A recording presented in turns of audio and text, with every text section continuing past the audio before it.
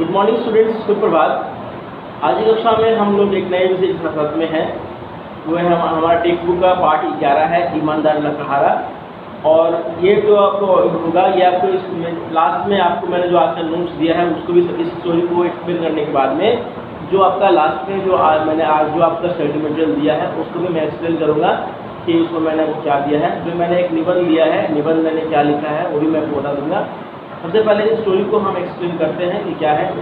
ईमानदार लकड़ा, ये जो कहानी जो है बहुत ही प्रसिद्ध कहानी है। लकड़हारे के ऊपर में सभी किताबों में अलग अलग भाषा में, अलग अलग स्टाइल में, अलग अलग तरीका में, अलग अलग रूप रंग में इसको लिखा जाता है।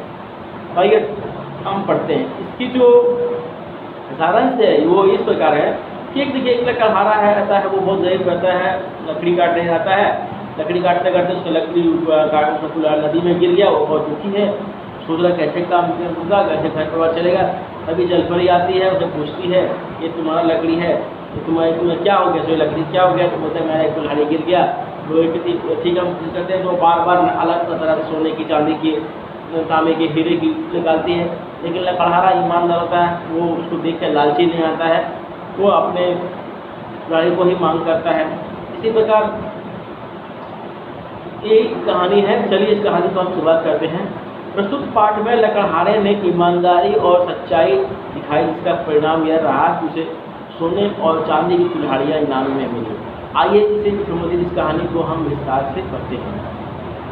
देखिए मैंने कहा था ना पहले किसी कहानी में, इसको किसी गांव में लकड़ा ऐसे होता था। अब यहाँ गांव का नाम भी आपको मिल गया, ठीक है। हम लोग तो आज तक तो हम गांव का नाम नहीं जानते थे, पहली बार इस कहानी में गांव का नाम जाने हैं। आप लोगों को हम पढ़ा सकते हैं, ठीक है।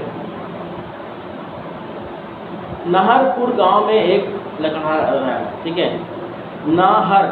नाहरपुर गांव में एक लकड़हारा रहता था। वो बहुत ही परिश्रमी, मतलब बहुत ही मेहनती था, ठीक है। लकड़हारा का मतलब होता है लकड़ी काटने वाला, ठीक है। लकड़ी काटता है उसको बेचता है, उसे लकड़हारा कहते हैं। और परिश्रमी का मतलब होता है कि बहुत ज़्यादा श्रम करना, मेहनत करना, कठिन मेहनत करना। वो बहुत ही परिश्रमी था, वो ईमानदार भी था। एक बार लकड़हारा नदी के किनारे पहुंचा। वहाँ एक पेड़ से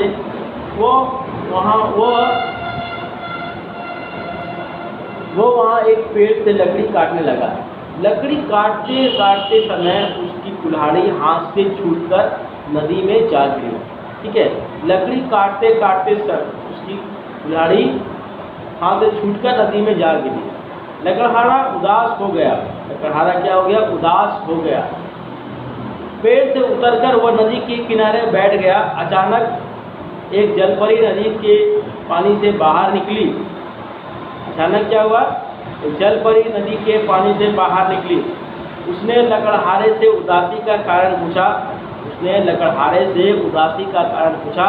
लकड़हारे ने बताया मेरी कुल्हाड़ी नदी में गिर गई है।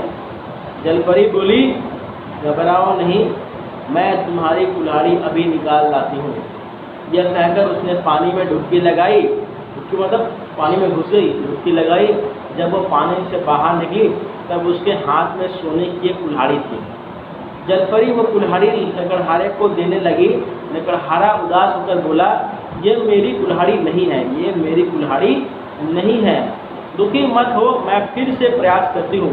और जलपरी बोली दुखी मत हो, मैं फिर से प्रयास करती हूँ। यह कहकर जलपरी ने फिर नदी में डुबकी लगाई। इस बार पानी से बाहर निकलने पर उसके हाथ में चांदी की कुल्हाड़ी थी। चांदी की कुल्हाड़ी देखकर लकड़हारा और अधिक उदास हो गया और कहने लगा यह कुल्हाड़ी भी मेरी नहीं है। इस बार तो पहली बार सोने के निकाले, उसके बाद पहली बार जलपरी ने सोने की कुल्हाड़ी निकाली थी और इसके बाद दूसरी बार डुबकी लगा उसने चांदी की कुल्हाड़ी निकाली। लकड़हारा ये देखकर दुखी हो गया, कहने लगा कि ये मेरी कुल्हाड़ी नहीं है, ये भी मेरी कुल्हाड़ी नहीं है। जलपरी बोली अच्छा रुको, इस बार मैं तुम्हारी कुल्हाड़ी ढूंढ कर लाती हूँ।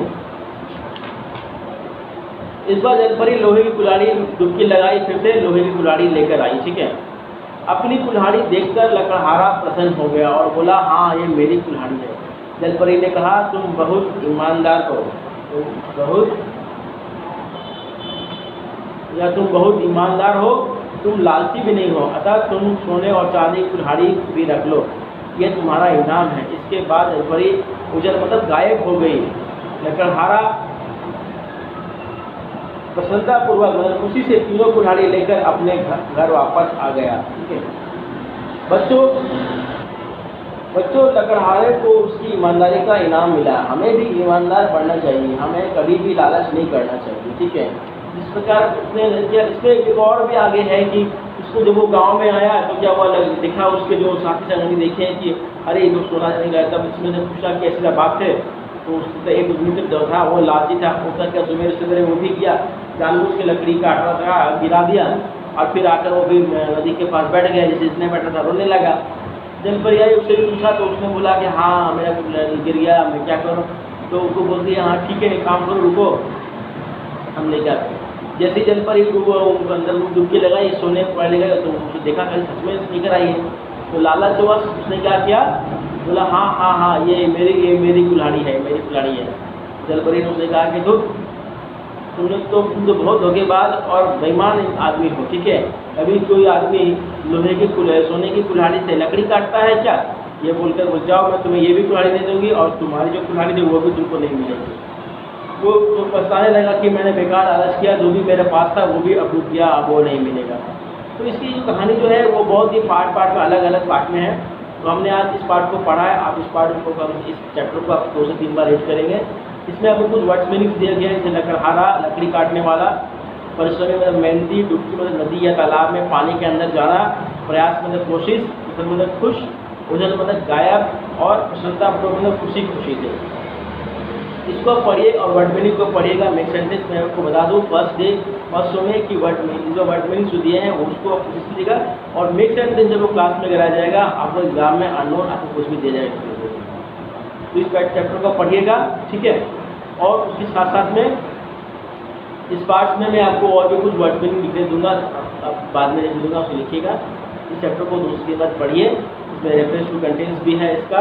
वर्ड मीनिंग को पढ़िए और उसको लिखिएगा, चैप्टर को बढ़िया से पढ़िए। इसके बाकी जो प्रश्न उत्तर हैं वो आगे कक्षा में आपको कराए जाएंगे। इसके साथ साथ में मैंने आपको कहा था कि आपको जो आपके जो स्टडी मटेरियल है उसमें मैंने आपको एक निबंध लिखने दिया गया है 10 लाइनों का, मेरा प्रिय त्यौहार है। उसमें मैंने आपको लिखने दिया है कि जो मैंने आपको लिखाया है, मैं एक बार आपको पढ़ के बता दूँ। ठीक है, तो मैंने आपको क्या लिखने दिया है कि हम पहले तो आपको लिखा है कि हम भारत में रहते हैं और भारत त्यौहारों का देश भी है। हमारे भारत में 12 महीने कोई ना कोई त्यौहार मनाए जाते हैं। सभी त्यौहारों में मेरा प्रिय त्यौहार दीपावली है। दीपावली को दियों का त्यौहार भी कहा जाता है। ये त्यौहार कार्तिक मास के अमावस्या के दिन मनाया जाता है। ये त्यौहार 4 दिन तक मनाया जाता है। इस त्यौहार में मैं अपने घर की सफाई करते हैं। दीपावली के 2 दिन पहले धनतेरस मनाया जाता है। दीपावली के दिन हम अपने घरों में मूर्ति और दिए जलाते हैं। मुझे त्यौहार बहुत प्रिय है। जैसा कि ये जो आपको दिया गया है, इसमें कोई विशेषकर कुछ खास त्यौहार का नाम नहीं दिया गया है, एक जस्ट आपको मेरे ख्याल की माई बेस्ट फेस्टिवल दिया गया है। ठीक है, तो आप इस सेंटेंस को पढ़कर दूसरा त्यौहार में भी आप लिख सकते हैं कि त्यौहार क्या क्यों मनाते हैं, कैसे मनाते हैं, क्या कारण है इसमें। मुझे आशा है कि आपको ये पार्ट जो मैंने पार्ट टेक्स्ट में पढ़ा है उसको बुक में जो पार्ट समझाया है उसको आप पढ़िएगा और ये जो आपका जो निबंध दिया गया उसको लिखिएगा और इसके साथ में आप दूसरे निबंध मिलते हैं अगली कक्षा में अगले वीडियो से। धन्यवाद।